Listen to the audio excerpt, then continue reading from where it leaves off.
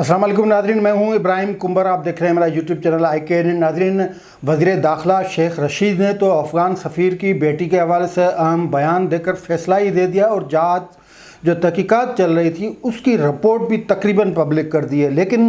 ये नहीं बताया गया कि कितने मुलज़मान गिरफ़्तार हुए और जो वाक़या पेश आया अफ़गान सफ़ीर की जो बेटी थी उसके हवाले से वो क्या वाक़या था वो भी नहीं बताया। और दासू और डैम के पे जो एक्सीडेंट का बज़ाहिर वाक़या हुआ था उस हवाले से भी वफाकी हुकूमत ने आज ये कह दिया कि उसकी तहकीकात मुकम्मल हो गई है और चीन की हुकूमत जो है वो उस तहकीकात से मुतमईन नज़र आ रही है। यानी मुतमईन है और लाज़मी बात है चीनी हुकूमत ने जो रब्ता किया था उसके बाद उन्हें कोई ऐसा फ़ीडबैक दिया है जिससे वफाकी हुकूमत ख़ास तौर पे वज़ीर दाखिला इस तरह का तासुर दे रहे हैं। लेकिन ये तमाम चीज़ें कुछ जो हैं उनमें नुकात आपस में नहीं मिल रहे, कोई डाट्स आपस में नहीं मिल रहे और कहीं पे ये एक खुलासा नज़र आ रहा है। क्योंकि एक तो पाकिस्तान के ये डिप्लोमेटिक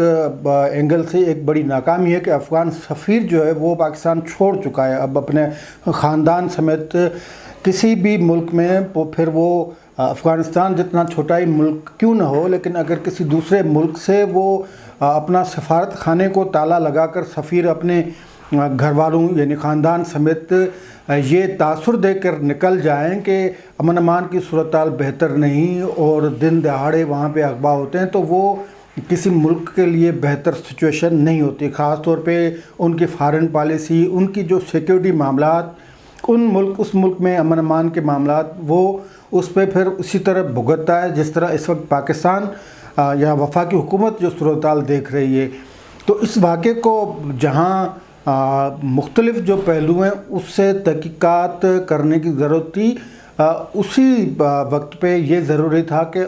उस तहकीकात को जामे भी कर दिया जाए और उसको वाज़ेह कर दिया जाए और पब्लिक को बता दिया जाए कि ये असल वाक़या क्या हुआ था। इसमें कोई शक नहीं कि पाकिस्तान चारों तरफ से घिरा हुआ है, मुख्तलिफ़ साजिशें हो रही हैं, फिर सोशल मीडिया हो, हाइब्रिड वार जिसको कहा जा रहा है। लेकिन ये तो हमें ख़ुद देखना पड़ेगा कि हमारी ख़ुद की जो पोजीशन वो क्या है। हम एक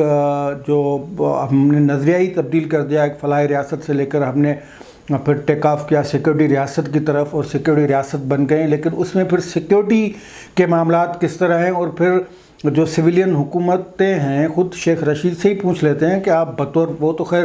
ख़ुद को तर्जमानी इस्टबलिशमेंट का कहता है और 4 नंबर गेट की पैदावार ख़ुद को कहता है, लेकिन अगर किसी उसकी जगह किसी सिविलियन वज़ीर दाखिला को रखा जाए और फिर उससे पूछा जाए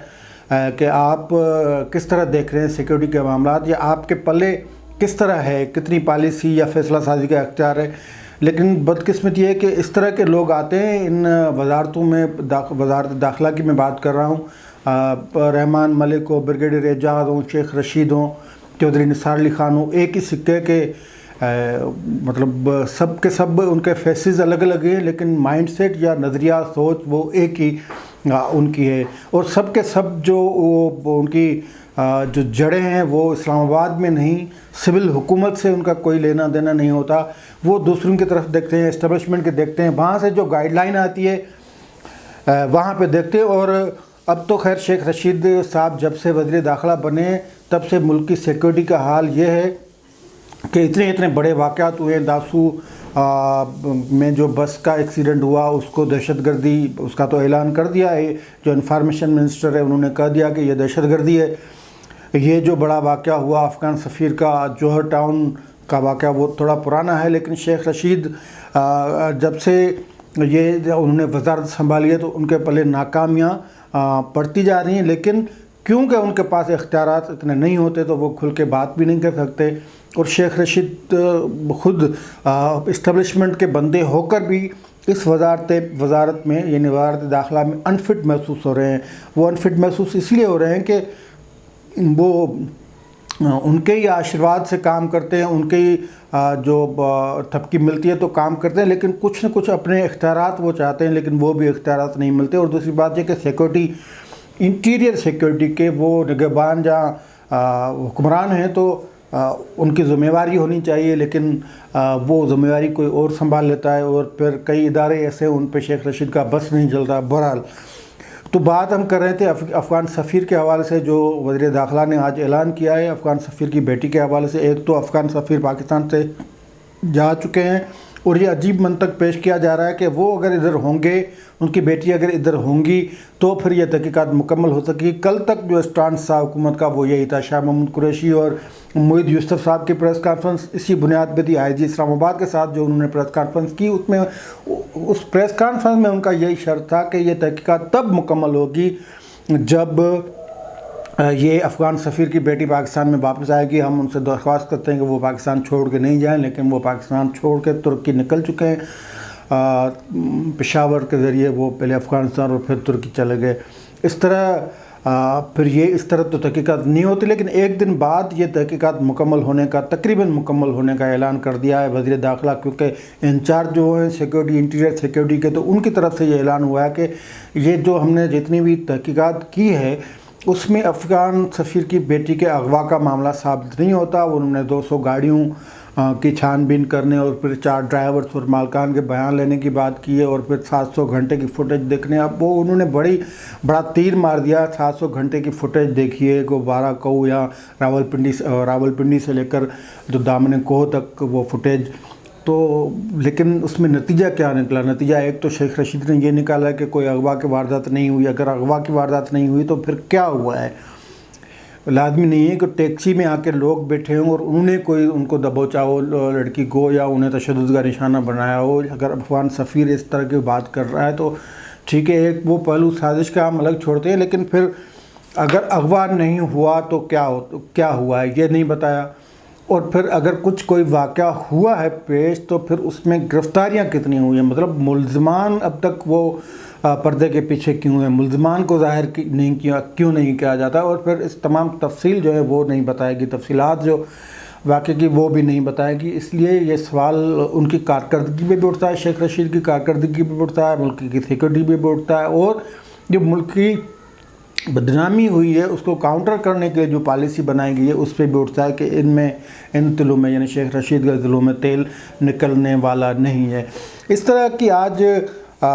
جو داسو ڈیم کے جو واقعے کے حوالے سے جو شیخ رشید نے اعلان کیا ہے وہ محض ایک اعلان کی حد تک تو صحیح ہے، لیکن یہ ایک بڑے منظم انداز سے جو دہشت گردی کی گئی ہے، تو دہشت گردی کے پیچھے کون ہے وہ نہیں بتایا گیا۔ پھر اس کے خلاف کارروائی، مطلب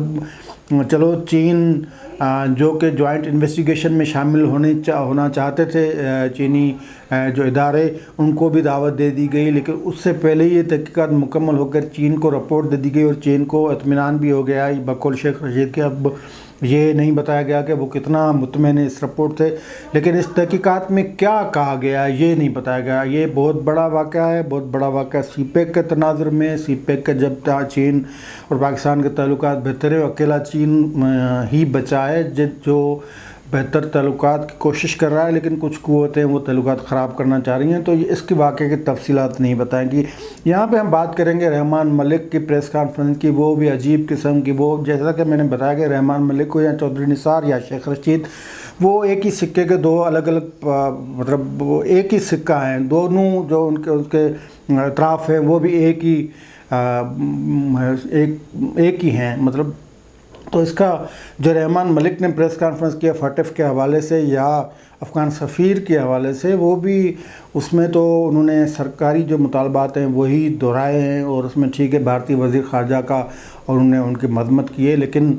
حکومت سے پیپلز پارٹی کو مطالبہ یہ کرنا چاہیے کہ تھوڑا اپنا بھی اثر رسوخ استعمال کریں، وہ اپنی فارن پالیسی ہے اس کو بھی تھوڑا اس پہ ریویو کریں، اور بھارت کے خلاف اپنی جو سفارت کاری ہے اس کو مضبوط کریں، اپنا کیس دنیا میں پیش کریں، اپنا کیس فیٹف میں پروف کریں، وہ اس کو پروف دے فیٹف کو کہ یہ ساری کہانی کے پیچھے بھارت لگا ہوا ہے، بھارت کے خلاف یہ ثبوت ہیں۔ وہ تو پاکستان کہ خود خارجہ پالیسی کی ناکامی ہے، لیکن رحمان ملک کہتا ہے کہ یہ ساری وہ اس کو انکار نہیں کیا جا سکتا، لیکن خود پیپلز پارٹی کو یہ مطالبہ کرنا چاہیے۔ اب تو شیخ رحمان ملک کی جو پریس کانفرنس ہے اس کو دیکھا جائے یا شاہ محمود قریشی یا حماد اظہر شیخ رشید کے پریس کانفرنس کو اب دیکھا جائے تو پتہ نہیں چلتا کہ رحمان ملک پیپلز پارٹی میں آ گئے ہیں یا شیخ رشید پیپلز پارٹی میں آ گئے ہیں، کیونکہ دونوں کی پریس کانفرنس تقریباً ایک ہے۔ تو پیپلز پارٹی کی جو لائن تھی وہ رحمان ملک انہوں نے